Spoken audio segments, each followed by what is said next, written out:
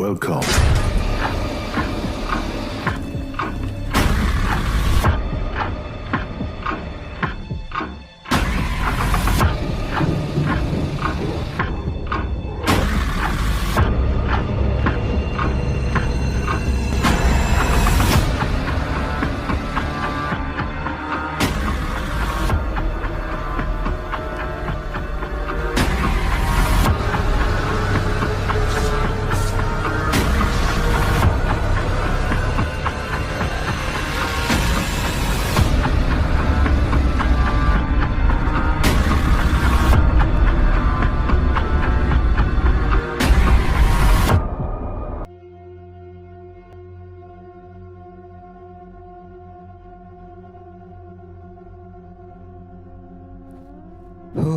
Mau sampai kapan kita terus kayak gini?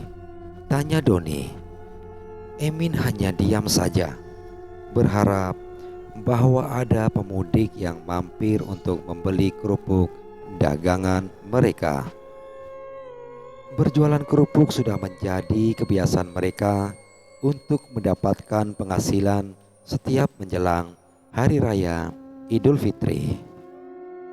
Hal ini dikarenakan tempat jualan mereka adalah sebuah jalan besar yang menjadi jalur penghubung antar provinsi.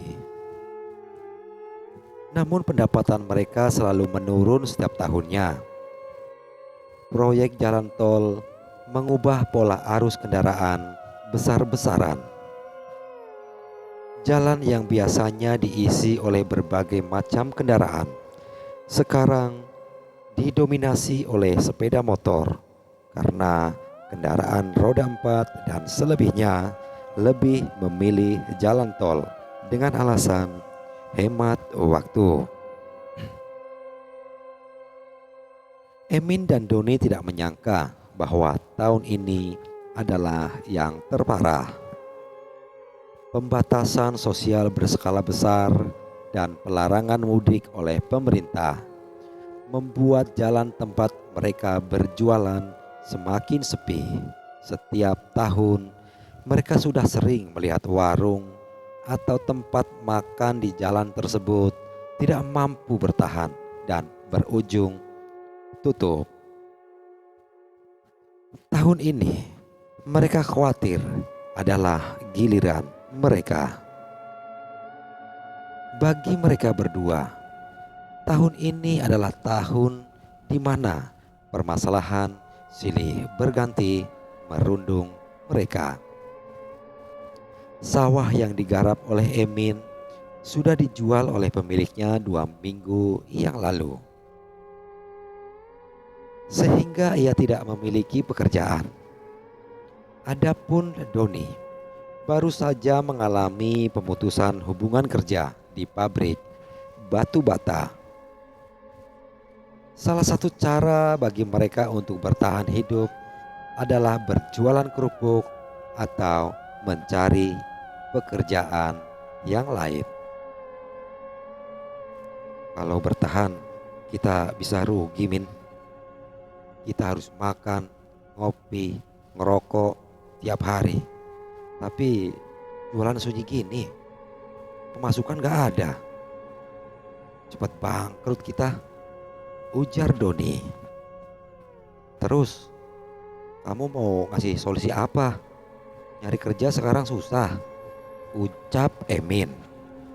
Aku punya ide, tapi janji ya jangan kasih tahu siapa-siapa, bisik Doni. Memang apa? Wajah Emin terlihat serius. Emin langsung menolak saran Doni mentah-mentah. Pria itu tidak berani bermain-main dengan setan, apalagi yang menyangkut dengan keundangan. Emin mengingatkan Doni bahwa sedari mereka kecil sudah banyak cerita-cerita tentang pesugihan yang pada akhirnya selalu berakhir menyedihkan. Gila kamu, Don. Kalau memang benar-benar mau melakukan pesugihan, aku gak mau ikut, ujar Emin. Ya sudah, kamu gak usah ikut. Aku tetap bakal nemuin Ki Cempoko Capek aku hidup miskin terus, ucap Doni sambil menyeruput segelas kopi. Keesokan malamnya, Doni mendatangi kediaman Ki Cempoko. Ki Cempoko adalah salah satu dukun yang masih bertahan dari sekian dukun yang berada di daerah Doni dan Emin tinggal. Berbeda dengan dukun-dukun yang lain, Ki Cempoko dapat membantu seseorang untuk mendapatkan kekayaan dengan cara cepat, yaitu dengan menggunakan jenglot. Jenglot tersebut nantinya akan diberi makan darah. Kamu sudah tahu kan bagaimana cari ngasih makannya? Tanya Ki Cempoko. Sudah Ki, nanti saya taruh di jalan utama, mumpung musim mudik, jawab Doni. Ki Cempoko menyerahkan jenglot tersebut ke tangan Doni. Ukurannya hanya sebesar telapak tangan, namun dipercaya dapat memberikan kekayaan yang berlimpah. Keesokan harinya, Doni pergi ke jalan yang juga menjadi tempat ia berjualan. Ia mencari tempat yang cocok untuk menyembunyikan jenglot tersebut.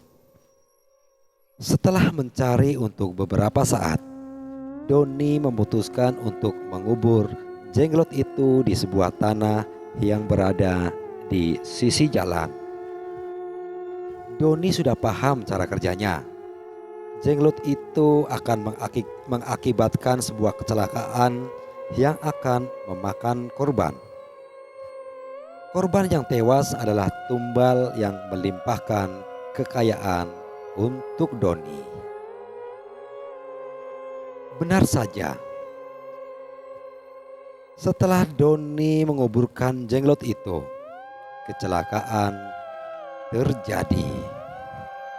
Sebuah mobil bis menghantam seorang pengendara sepeda motor yang mencoba berputar balik di jalan dua arah tersebut. Nyawa si pengendara motor tidak terselamatkan, namun mampu menyelamatkan hidup Doni. Uang seakan timbul dari topi pesulap. Kecelakaan pertama mampu memberikannya modal untuk membuka sebuah warung makan kecil-kecilan di jalan desa yang tidak dilewati orang mudik, namun dibutuhkan untuk warga setempat. Akibat jenglot pula, bisnis Doni laris manis. Ia baru membuka warung tersebut selama 1 minggu, tapi sudah mendapatkan pelanggan setia. Hanya saja, kekayaan yang dimiliki harus dibayar dengan nyawa-nyawa orang yang berada di perjalanan menuju rumah keluarga mereka. Dalam waktu 2 minggu, pesugihan yang dilakukan oleh Doni sudah merenggut 4 nyawa. Doni menganggap bahwa hal tersebut bagian dari takdir yang tidak bisa diketahui atau diganggu gugat. Ia tidak memikirkan pesugihan itu sama sekali, hingga kawannya sendiri pun menjadi korban. Seminggu setelahnya, Emin dihantam oleh mobil truk ketika sedang menunggu pembeli di kios oleh-olehnya yang mereka baru bangun.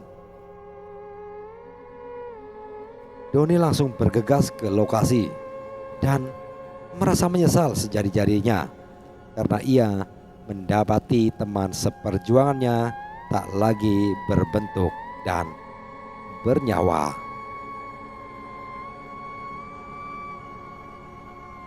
Doni tidak menyangka sama sekali bahwa kawannya sendiri yang akhirnya menjadi tumbal atas kekayaannya. Meskipun begitu, Ia tetap percaya bahwa apa yang terjadi pada Emin dan keluarganya adalah takdir, karena Doni sendiri tidak mampu memilih siapa korban dari jenglot miliknya. Pria itu hanya berfokus untuk mengembangkan bisnis warung makannya. Seiring berjalannya waktu, Doni dan keluarganya menjadi kaya raya. Walaupun kaya raya, kematian Emin membuat hidup Doni tidak tenang. Sosok Emin sering sekali muncul di dalam mimpi ketika Doni sedang tidur. Emin memiliki wujud sebagaimana yang dilihat oleh Doni terakhir kali. Beberapa anggota badannya terpisah dan seluruh tubuhnya berlumuran darah. Adapun di mimpi yang lain, ia juga kerap dikejar oleh jenglot. Benda seukuran tangan itu tiba-tiba menjadi makhluk tinggi yang mengejar dan menghisap darah Doni. Tidurnya dan hidupnya tidak tenang semenjak itu. Aktivitas Doni tidak berjalan dengan baik karena mimpi dan rasa bersalah selalu membayanginya. Rasa takut tersebut lama-kelamaan mengganggu kejiwaan dan fisiknya. Doni tidak kuat dengan semua ketakutan, rasa bersalah, dan mimpi buruk setiap kali ia terbejam. 2 hari kemudian, Doni tewas tak jauh dari lokasi ia menaruh jenglot. Saksi mata mengaku bahwa tengah malam Doni lari ke tengah jalan di jalur mudik yang lenggang. Dia menabrakkan diri ke sebuah mobil yang melaju dengan kecepatan tinggi. Pria itu tewas akibat pesugihan yang ia lakukan sendiri. Demikian cerita kali ini dan terima kasih.